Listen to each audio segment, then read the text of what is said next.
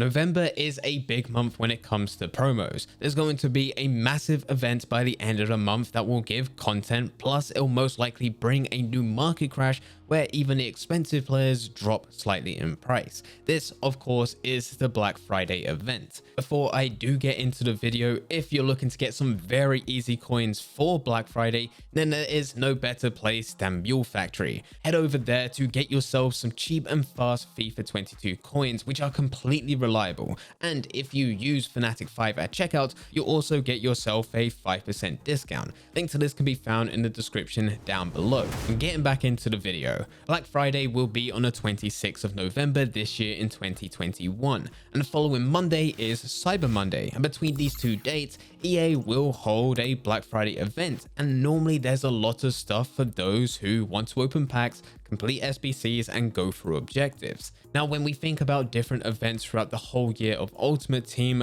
Black Friday isn't at the top of that list. Most people think about Team of the Year, Team of the Season, the different rule breaker cards we get around Halloween, going into different types of cards we get around Christmas. Some even start to think about Foot Birthday before they even start to think about Black Friday, but Black Friday can still be a massive event within Ultimate Team, and it can have a massive effect on the market depending on what types of packs EA release or what type of SBCs and other type of content they release at the same time. In this video, I'm going to explain some of the content that they've released in previous years, whilst also going through a few suggestions of what you can be doing so that you can get the most out of it. The first thing to talk about is the lightning rounds. Lightning rounds are most likely to happen this year. It's always been a part of the Black Friday event. And I don't think it's going to be any different this year because it's a way for EA to provide content whilst also still being able to make a lot of money out of us. Lightning rounds are simply packs, but they are there for a limited amount of time.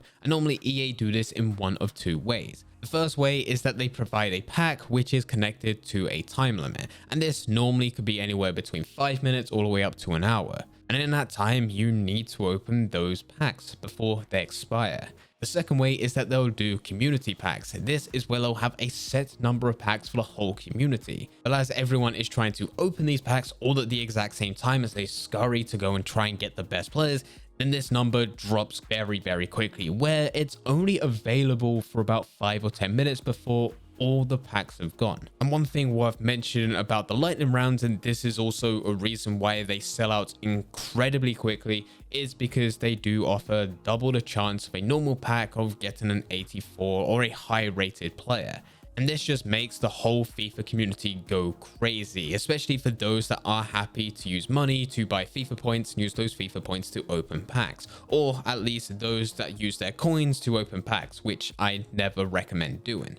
This is also the reason why there's most likely going to be a market crash across this weekend. It's likely that you're going to see those that do still have some value in the game to be even less than what they are currently. This could be a good thing or bad thing depending how you see it. For a lot of traders and those that open packs, this is somewhat being a bad thing because they want to open packs or make trades with those that are a lot more expensive. Whereas those that just want to buy players, stall them in their team and actually play with them, this has been a good thing. Other people are able to build their dream teams a lot earlier on. So this market crash could either be a good thing or bad thing depending on your situation. One thing that can somewhat hold the market is the flash SBCs. So whilst player prices are going down, people are also looking to buy some of these cards to use for these flash SBCs. And these flash SBCs are somewhat similar to the lightning rounds in that they are time limited. But this is content for those who will most likely not have the money to open packs, but instead they can go through the SBCs, complete the challenge, and then they'll be able to receive a pack for their efforts. And these flash SBCs will give various rewards, whether it be different types of kits, badges, maybe you'll get some coins, some packs, and there may even be some different players, which we will talk about later. Alongside this, we still do have our dynamic events. This is one of those areas where it's not based on being extremely quick. As said, lightning rounds normally last less than an hour. Flash SBCs can be out for a similar amount of time, whereas dynamic events, they normally just last the whole weekend. It'll go from Friday all the way to Monday. And depending on what type of reward you're able to get from this all depends on how many coins people are going to be throwing into the market to get the players to actually complete the reward. This will offer very similar rewards to what we have from the Flash SBCs. You'll be able to get different kits, badges, coins, packs, and potentially even some different players over that weekend. Now, this is the three main areas in which we're most likely, if not guaranteed, to be getting content. But last year, they did start to look at different types of content they could do, and we may see something similar to this year. So last year, we also got a Team of the Week re-release. But all of the best players that were in the previous Team of the Weeks, they will now be available again within packs. So if you missed some of those previous Team of the Weeks, then you're back in a chance to be able to pack them again. If not, you're likely to be able to go through FUT Champions where you're able to get your red picks, and hopefully you'll be able to pack some of them that way. Because they are now available again for players to be able to get them from the store, it does also mean that those players will likely see a dip in price temporarily over that week and gradually build up again over the following weeks. So there is an investment opportunity in there, but it does also mean if you do currently have them within your team, there may be a time to start thinking about selling that player so that you can get the coins now and reuse them to buy a cheaper version later. And the final thing to talk about is that last year EA released different record breakers. Now, record breakers is not a new thing. We get them every now and then once a player does break a record, but specifically when we're talking about the Black Friday promo, there's no way EA can actually say whether or not someone's going to be able to break a record on that day or over that weekend.